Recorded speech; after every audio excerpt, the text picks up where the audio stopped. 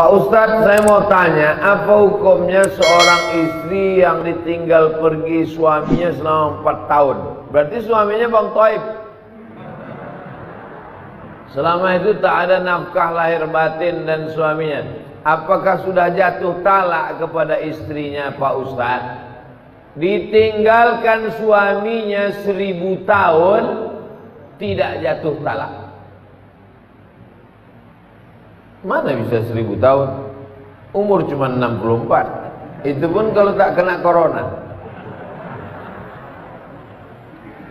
Talak baru jatuh kalau diucapkan laki-laki atau diserahkannya ke hakim.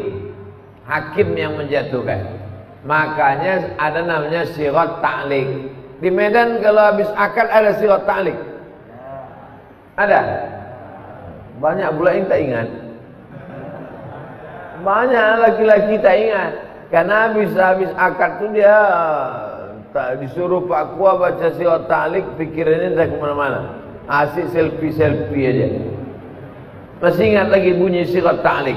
Kalau saya tinggalkan selama 6 bulan berturut-turut, tidak memberikan nafkah zahir dan batin, mengadu dia ke pengadilan agama, maka hakim menjatuhkan talak 1.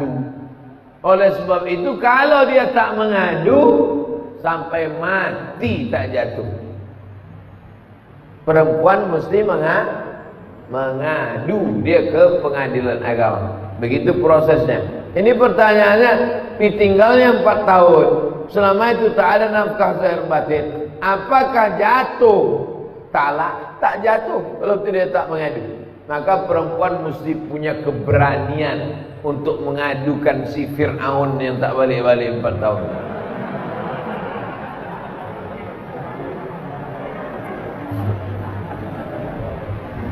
Apakah boleh dia menikah lagi dengan laki-laki lain?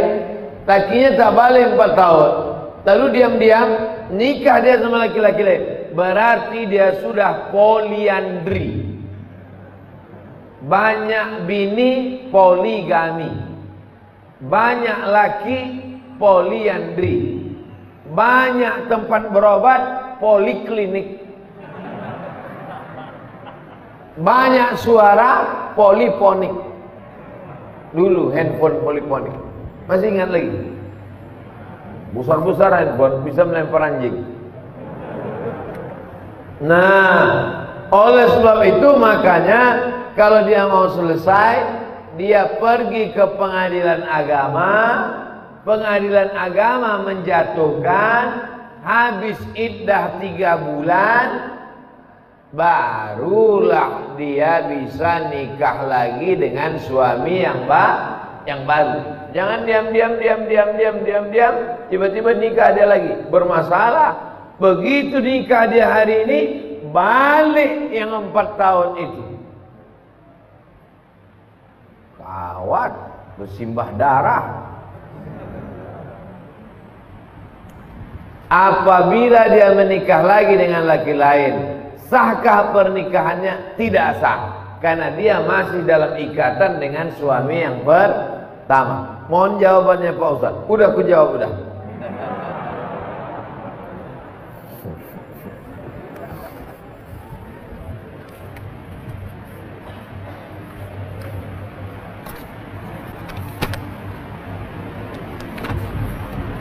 Nama Salmiati, alamat Besilang.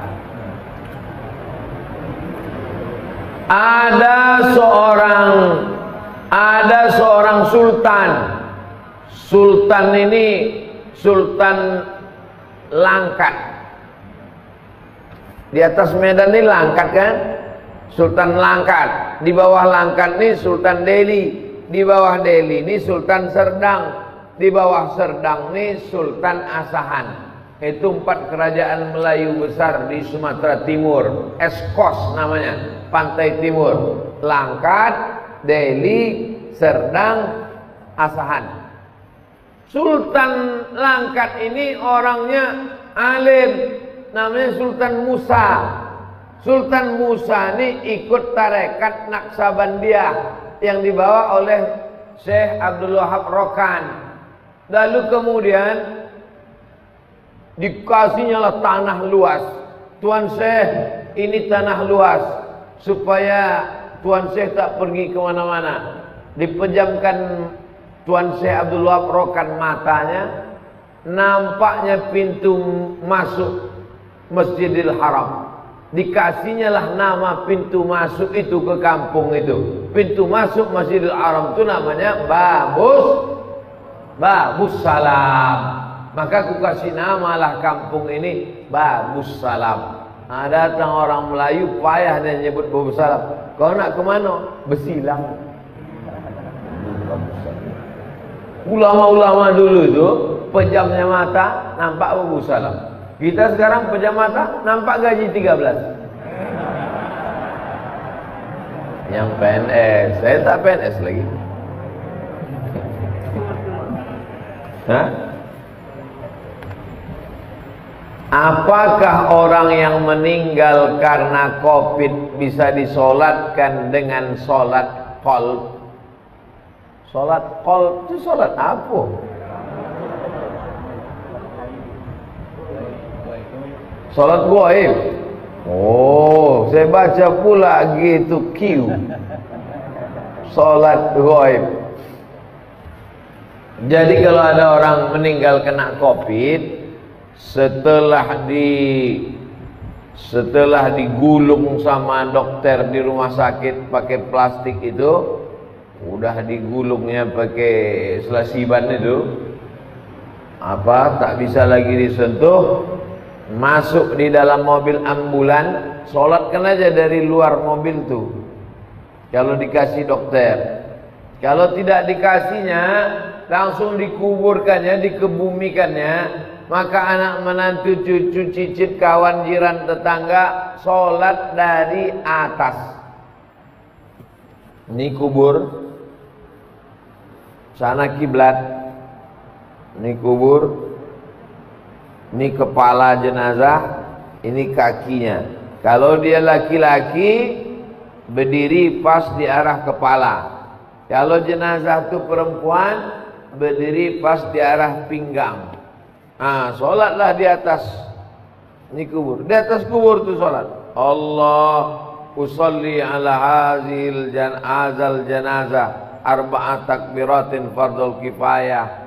Makmuman atau imaman lillahi ta'ala. Allahu Akbar Fatihah, Allahu Akbar selawat, Allahu Akbar Allahumma firlahu warhamhu, Allahu Akbar Allahumma la tahrimna ajrahu, dan seterusnya. Berapa hari Pak Ustaz? 3 hari 3 malam. Masih bisa. Mana dalilnya? Dalilnya begini. Datanglah Nabi bertanya tentang tukang sapu masjid. Mana perempuan tukang sapu masjid nih yang kemarin nampak aku, kata Nabi. Kata sahabat, udah meninggal dia ya Rasulullah. Kenapa kalian tak kasih tahu aku? Untuk apalah kami kasih tahu? Dia kan cuma tukang sapu, orang remeh-temeh sepele. Nabi minta tunjukkan mana kuburnya. Ditunjukkan. Nabi langsung sholat jenazah di atas kuburnya. Maka kata ahli fikih, masih tetap bisa sholat jenazah 3 hari 3 malam. Bagaimana kalau anak menantunya jauh, datang sesudah seminggu? Pakai pendapat fatwa ulama yang kedua dalam kitab fikih, masih bisa disolat jenazahkan selama jenazahnya belum hancur dimakan cacing tanah. Masih tetap bisa sholat jenazah. Nah, jadi yang 3 hari 3 malam masih bisa, yang sudah lewat itu pun masih bisa sholat di atas kubur. Jangan berkecil hati. Tapi kalau jenazahnya di Papua, anak menantunya di Medan, naik pesawat 8 jam, rapid test, pas dites positif pula dia. Na'udzubillah. Oleh sebab itu maka dia sholat ghaib saja dari Medan.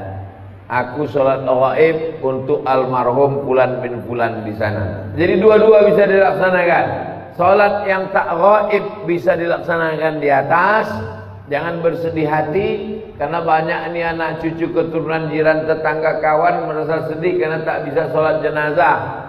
Bisa dilaksanakan dari atas. Wallahu a'lam bishawab. Ini tentang sholat gaib. Apakah orang yang meninggal boleh disolatkan berulang kali? Boleh sholat jenazah berulang kali, boleh sholat gaib berulang kali, bolak-balik. Nabi Muhammad SAW itu jenazahnya tak dibawa keluar. Jenazah Nabi itu di dalam kamar. Kamar itu kecil. Maka berganti-gantian sahabat sholat, keluar, sholat, berkeloter. Yang tak boleh berkali-kali itu menyembelih binatang. Tak boleh. Binatang kalau sudah disembelih diangkat pisau, haram hukum. Makanya pisau itu tak boleh. Tak boleh ditarik sekali. Tengoklah video saya yang motong-motong kurban.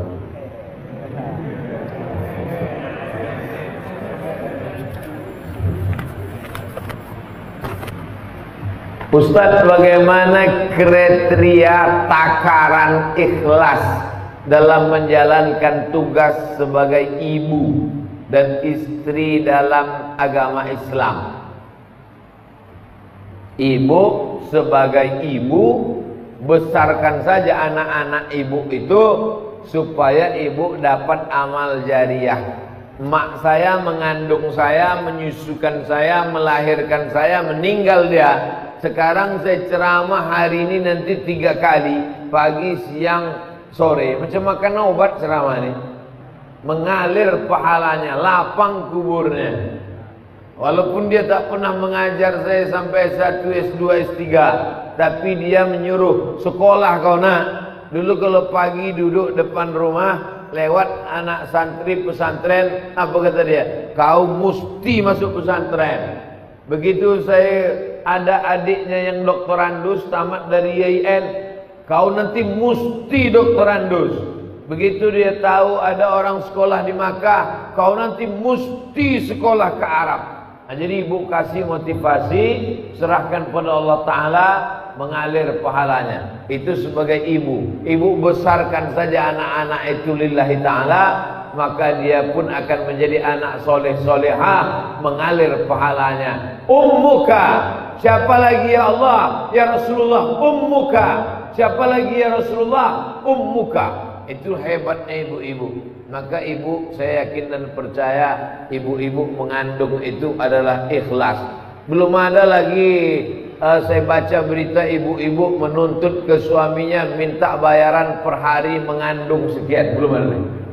Itu menunjukkan dia ikhlas karena Allah SWT melahirkan meregang nyawa, menyusukan 2 tahun lamanya, mendidik anak. Man ala salasa banatin, siapa yang membesarkan anak 3 orang anak perempuan, fa'addabahunna, dididiknya dengan baik, wa zawwajahunna, dinikahkannya dengan orang baik-baik, wa ahsana ilaihinna, dia buat baik sampai mati, falahul jannah, surgalah baginya. Insyaallah ibu-ibu yang hadir nih semuanya ibu-ibu yang ikhlas membesarkan anak-anak, insyaallah. Amin ya rabbal alamin.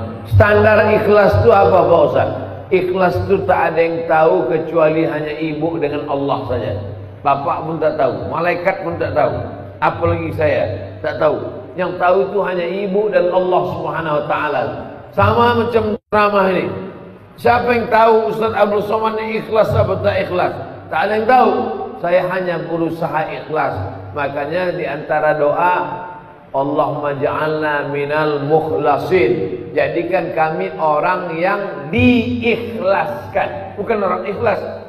Kalau orang ikhlas itu mukhlisin. Kita ini selalu ingin jadi mukhlasin. Mukhlis orang ikhlas, mukhlas orang yang diikhlaskan, dijadikan ikhlas.